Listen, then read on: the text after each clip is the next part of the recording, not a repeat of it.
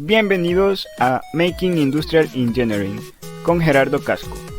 En esta ocasión contamos con la participación de María Francia Uta, quien es Master y Coach ontológica. El día de hoy está con nosotros para hablar específicamente del análisis FARO y sus cambios en relación al análisis FODA. ¡Comencemos! Cuando yo estudié mi maestría ya ni me acuerdo hace cuánto tiempo, en 2008 creo, escribí yo este artículo de FARO como una forma de utilizar un lenguaje posibilitador para las organizaciones y al hacer un análisis de proyección, por ejemplo, una planificación estratégica. Y después lo transformé, no mucho, pero lo transformé ya más para organizaciones, porque en ese momento lo trabajé como una misión personal, el análisis FARO para una misión personal. Y después lo llevé a las organizaciones y lo trabajé en las organizaciones. Entonces, lo que a mí me sorprende de lo que tú me dices es de que alguien lo haya visto antes para que te diga, hago una comparación entre análisis FODA y análisis FARO. Lo que me parece excelente, pero yo no tenía esa información, a eso voy. Entonces, sí, porque desde el inicio de la cátedra, de hecho, es un tema en sí, pero están como queriendo saber el panorama de cómo nosotros interpretamos esas herramientas. Entonces, yo cuando escuché FARO, me quedé como, nunca lo he escuchado, ¿verdad? Entonces surgió eso. Entonces sí, quisiera conocer un poco más desde su experticia, como bajo qué fundamentos está el análisis FARO, ¿verdad? Ok, te voy a contar brevemente, y yo no sé qué artículo tienes, pero te puedo mandar el que salió en la universidad en su momento y el último que escribí que reescribí. A ver. Fíjese que el artículo es tipo noticia donde plantea exactamente algunos extractos donde usted comenta el tema del cambio de lenguaje como para que en las organizaciones ese tema de interpretar, por ejemplo, ya no decir debilidades, sino como áreas de mejora y todo eso hace que con un cambio en el enfoque que puedan llegar a tener, comenta todos esos aspectos, el seguimiento de cada una de las estrategias. Entonces, ya ahí va ahí básicamente. Okay. Eso. Ok, entonces yo lo que te pido que después por el chat me mandes mandar artículos para que yo no me olvide. Pero voy al fundamento. El fundamento viene de la ontología del lenguaje. La ontología del lenguaje es una disciplina donde estudiamos al ser humano desde lo que es su forma de comunicarse. Entonces, lo que estudia la ontología del lenguaje es cuáles son las conversaciones que tenemos los seres humanos, cuáles son las emociones que tenemos, cuál es lo que decimos, no decimos, qué nos pasa, qué te pasó a ti cuando me contactaste, qué te pasó a ti cuando te contesté, qué me pasó a mí también, por ejemplo, cuando dije, me sorprendió lo que te decía antes de que me preguntes sobre que un profesor te pide eso. Entonces, tiene que ver con cómo utilizamos el lenguaje en nuestra vida cotidiana. En nuestra vida cotidiana usamos el lenguaje pensando que describe lo que está ocurriendo en el mundo, sin darnos cuenta o sin tomar conciencia de que cuando usamos el lenguaje ocurren cosas. Tú podrías haberte quedado con la duda, escribiré, no escribiré, pero te quedas con la duda y no pasa nada. Al tú accionar y pedir esta entrevista, estás creando una realidad distinta que no se hubiese dado si tú no hubieses dicho nada y te hubieses quedado dando vuelta con la idea de ¿cómo se llama? Le escribo, no le escribo, cómo será, cómo no será, me contestará que sí, me contestará que no, y frente a eso termino no escribiendo. Y en el lenguaje, por ejemplo, nosotros utilizamos dentro de la ontología del lenguaje, cuando hablamos del poder de la palabra, de que yo te pido algo, no necesariamente me tienes que decir que sí. Está la posibilidad de que me digas que no, porque si yo te obligo a que me digas que sí, ya no significa que estoy utilizando el lenguaje en términos de el respeto al otro como persona, pero ya lo estoy usando de una forma más autoritaria. Te invito a mi casa esta noche. Ah, no puedo ir. ¿Cómo que no puedo ir? Pero si yo te estoy invitando, te estoy haciendo una oferta especial, pero no puedo ir. Pero ¿cómo me vas a decir que no y que no vas a venir a mi casa? Y es una forma de coerción en el lenguaje donde no te doy a ti la libertad, no respeto tu legitimidad de decirme, ¿sabes qué? No, María Francia, no voy. Y aceptarlo. ¿Y qué es lo que ocurre muchas veces cuando posiblemente a tus amigos invitan a algún lugar? Bueno, ahora con la pandemia la cosa que está un poco distinta, pero invitabas a tu amigo, nos vamos a tomar una cerveza, qué sé yo, no puedo, pero ¿cómo no vas a poder, qué sé yo, en vez de aceptar el no puedo desde el primer momento? Eso tiene que ver con la ontología del lenguaje, que nos pasan cosas cuando decimos las cosas. Entonces, primero es darte cuenta que el lenguaje no describe la realidad. Yo puedo decirte, estamos frente a una pantalla de computador, somos dos personas, un hombre, una mujer de 74, un hombre de 25 años. 22.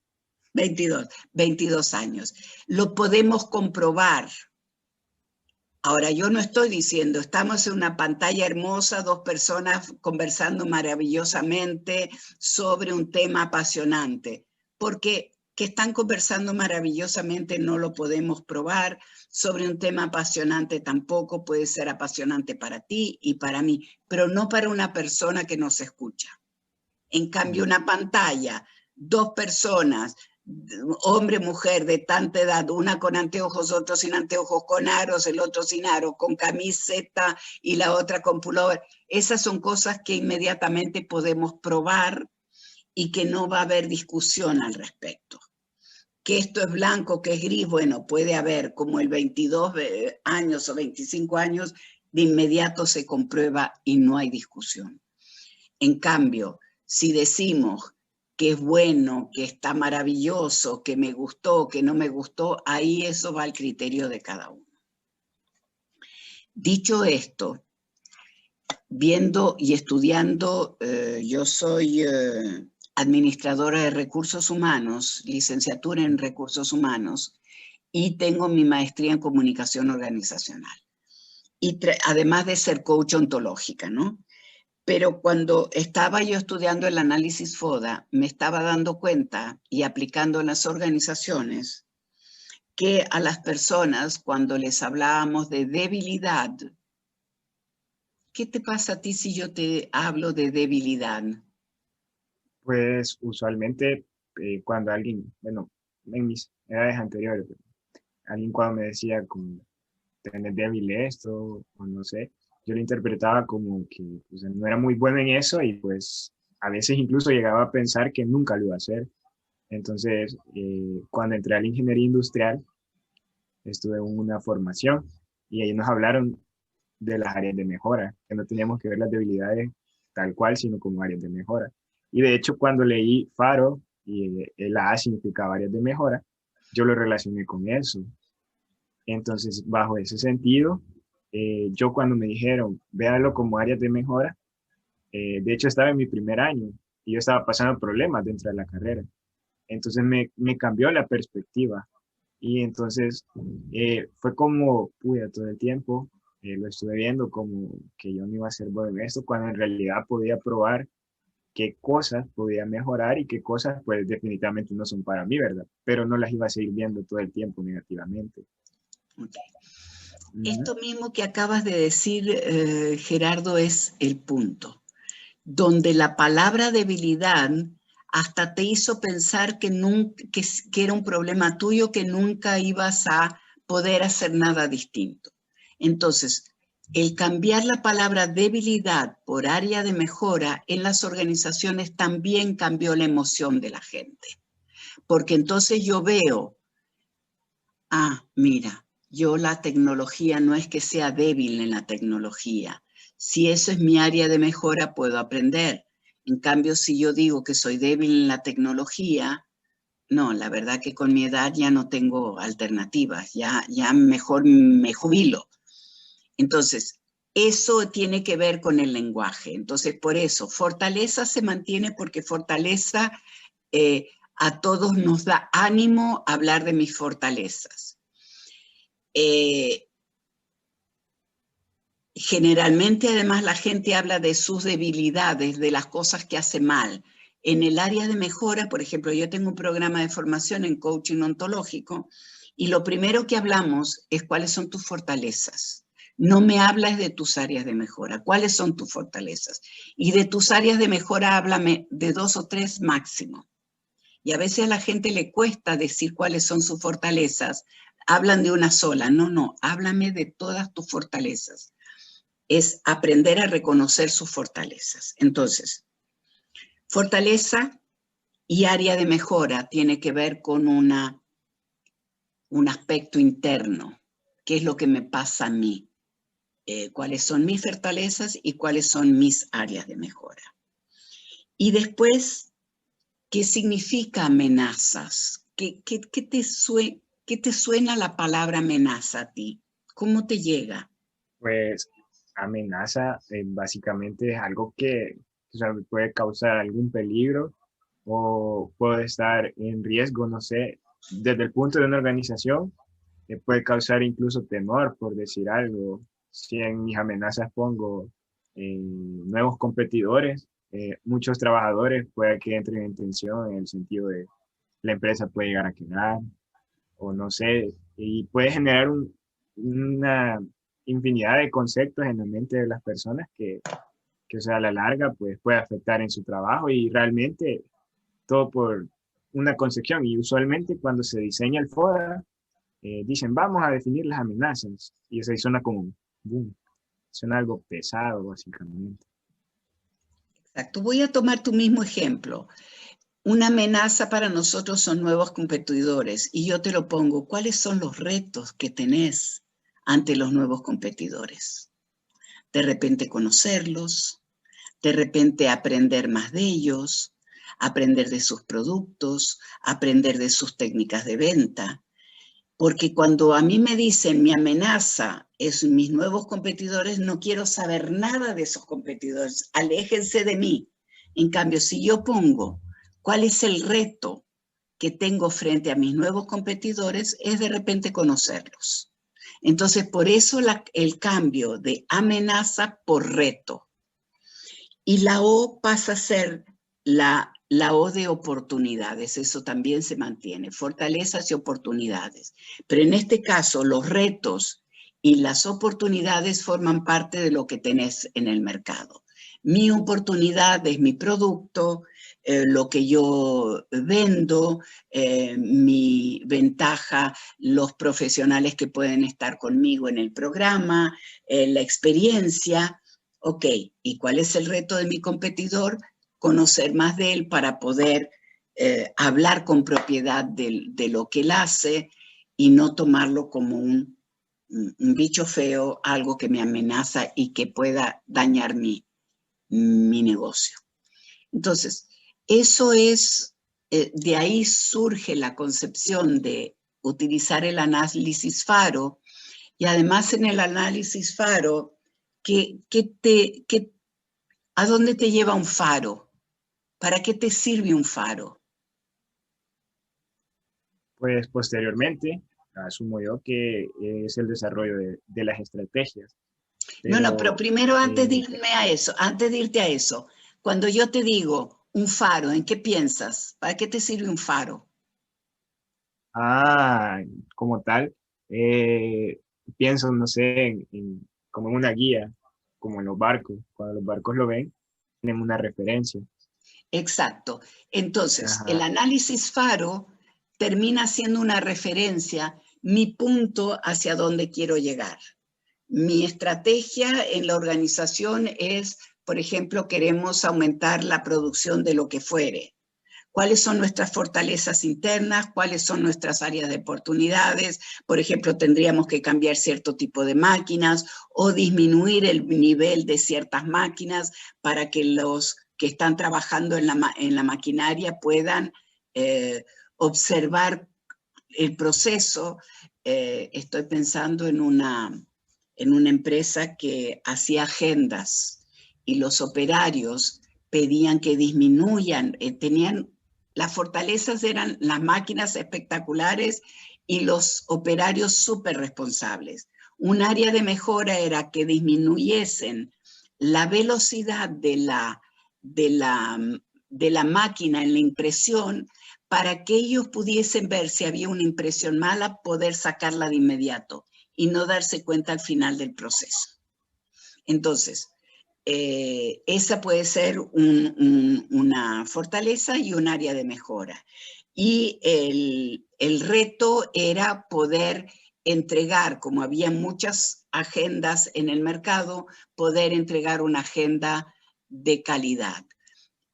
Distinta a las otras, que sea de bolsillo. Entonces ellos veían que tenían ciertas oportunidades de mejora de su misma agenda y veían lo que había en el mercado, entonces tenían una agenda que era como más chiquitita te estoy hablando de hace 25 años más o menos, o sea, tú ni habías nacido efectivamente, Sí, que era más chiquitita que esta y que se plegaba y que se abría. Entonces tú veías los 12 meses de inmediato en tu Sí, hoja plegable. sí, sí, se ve cuál es. Entonces era una oportunidad para ellos de mejorar su agenda, porque ellos ya tenían toda la tecnología de la agenda, pero el reto era tener una agenda distinta a la del mercado. Y no preocuparse, uy, lo que es mi mercado, no. Aprovecho mi mercado para mejorar la mía. No sé si te queda claro el concepto. Sí, ya hoy, hablando en concepción, es decir, que el análisis Faro realmente cambia un poco la perspectiva en el sentido de cómo las personas logran ver el entorno en sí, porque o sea, ya no le están viendo como tengo esta debilidad, estoy teniendo estas amenazas, sino que lo ven como de manera más proactiva en el sentido de que incluso se sienten más capaces de poder aportar y de poder llegar al objetivo como tal. Exacto, esa es la idea, que tengan más posibilidades, que vean posibilidades de futuro y no que, uy, no puedo hacer nada. Esa es la idea y de ahí parte el análisis Faro.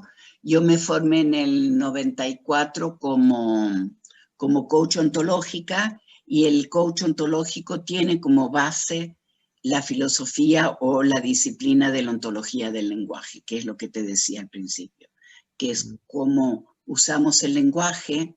Esto no significa que yo no vea las cosas negativas del lenguaje, ¿eh? No es que yo veo las cosas positivas, no, también hay cosas negativas, pero es cómo yo utilizo el lenguaje que me posibilite alguna acción, donde mi emoción me diga, wow, tu cuerpo hasta cambió cuando tú dijiste, wow, esto entonces me da nuevas probabilidades. Es decir, hay un cuerpo que cambia, hay una emoción que cambia y hay unas ganas de hacer las cosas diferentes.